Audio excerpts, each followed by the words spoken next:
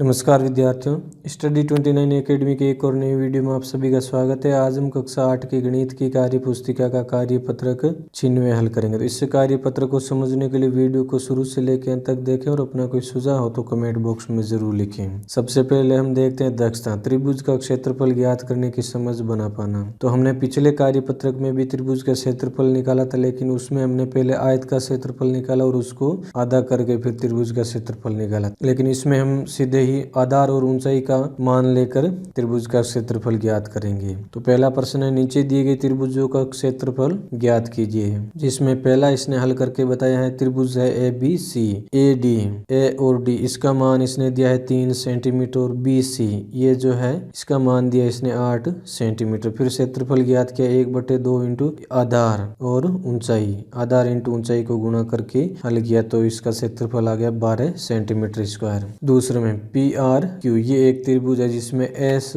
यहाँ पर इसने आगे बढ़ाकर एक लंब बनाने का प्रयास किया है। तो यहाँ पर QT नहीं आएगा, QR आएगा। यानी इस Q से लेकर R तक की ये जो आधार की लंबाई है ये 3 सेंटीमीटर है और PS ये जो ऊंचाई है ये 6 सेंटीमीटर है। तो त्रिभुज का क्षेत्रफल बराबर हम लिखेंगे 1/2 इंटू, यहाँ पर हमारे पास जगह कम पड़ी थी, इसको यहाँ लिखने का प्रयास करेंगे, बराबर 1/2 इंटू आधार इंटू ऊंचाई, आधार इंटू ऊंचाई। ये हम इसका सूत्र लिख देंगे। अब 1/2 इंटू आधार हमारे पास है 3 सेंटीमीटर, QR ये 3 सेंटीमीटर है और ऊंचाई है हमारे पास 6 सेंटीमीटर। अब इन दोनों को गुणा करेंगे, 1/2 इंटू 3 और 6 को गुणा किया 6 18 सेंटीमीटर स्क्वायर। अब 2 का भाग 18 में गया, 9 12 और 9 को 1 से गुणा किया 9 सेंटीमीटर स्क्वायर। इससे त्रिभुज का क्षेत्रफल आ जाएगा। अब तीसरी आकृति है जिसमें RST एक त्रिभुज है। RS की जो माप है वो 6 सेंटीमीटर और ST की माप है वो 10 सेंटीमीटर। अब इसका क्षेत्रफल ज्ञात करेंगे तो 1/2 इंटू आधार इंटू ऊंचाई, आधार इंटू ऊंचाई यहाँ पर लिख देंगे हम। अब 1/2 आधार की माप है 6 सेंटीमीटर और ऊंचाई है इसकी 10 सेंटीमीटर। आगे गुणा करेंगे इसको, 1/2 इंटू 6 और 10 को गुणा किया 60 सेंटीमीटर स्क्वायर, बराबर 2 का 60 में भाग गया 30 बार और 30 को 1 से गुणा किया 30 सेंटीमीटर स्क्वायर। इस त्रिभुज का क्षेत्रफल आ जाएगा। चौथी आकृति है PQR एक आकृति है जिसमें लंब दिया गया है Q और S,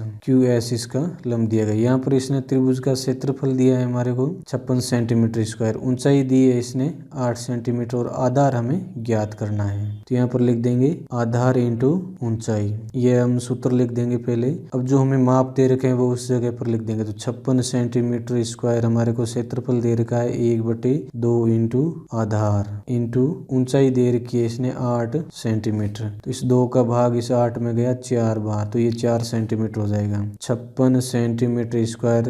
अब ये जो 4 सेंटीमीटर है इसके भाग में आ जाएगा, क्योंकि यहाँ पर ये गुणे में है तो बाईं तरफ आते ये भाग में हो जाएगा। 4 सेंटीमीटर बराबर आधार। अब 56 में 4 का भाग देंगे तो 1 4 14 सेंटीमीटर बराबर आधार। तो आधार की जो माप है वो 14 सेंटीमीटर आ जाएगी, यानी PR है ये 14 सेंटीमीटर होगी। अगला प्रश्न 5वां है, त्रिभुज का क्षेत्रफल दिया है हमारे को 250 सेंटीमीटर स्क्वायर, आधार दिया है इसने 50 सेंटीमीटर और ऊंचाई हमें ज्ञात करनी है। तो सबसे पहले हम इसका सूत्र लिखेंगे, आधार इंटू ऊंचाई, ये इसका सूत्र हो गया। अब जो मान हमें दे रखा है वो उस जगह पर लिख देंगे। तो क्षेत्रफल हमारे को दे रखा है 250 सेंटीमीटर स्क्वायर बराबर 1/2 इंटू आधार दे रखा है 50 सेंटीमीटर इंटू ऊंचाई हमें ज्ञात करनी है। तो इस 2 का भाग इस 50 में गया 25 बार, 25 सेंटीमीटर। 250 सेंटीमीटर स्क्वायर बटे 25 सेंटीमीटर बराबर ऊंचाई। अब 250 में 25 का भाग गया 10 बार, तो यहाँ पर हम लिख देंगे 10 सेंटीमीटर। तो अब इसका हल आ जाएगा 10 सेंटीमीटर बराबर ऊंचाई। ऊंचाई की माप आ गई है 10 सेंटीमीटर। ये जो P और O है ये। तो इस प्रकार इस वीडियो में हमने कार्यपत्रक 96 को हल किया। अगले वीडियो में हम अगला कार्यपत्रक हल करेंगे। वीडियो अगर उपयोगी लगा हो तो इसको लाइक करें और अपने दोस्तों में शेयर करें। चैनल पर पहली बार आए तो चैनल को सब्सक्राइब कर लें और बेल आइकन भी दबा दें ताकि आने वाले वीडियो के नोटिफिकेशन आपको समय पर मिल सकें। वीडियो को पूरा देखने के लिए आपका बहुत बहुत धन्यवाद।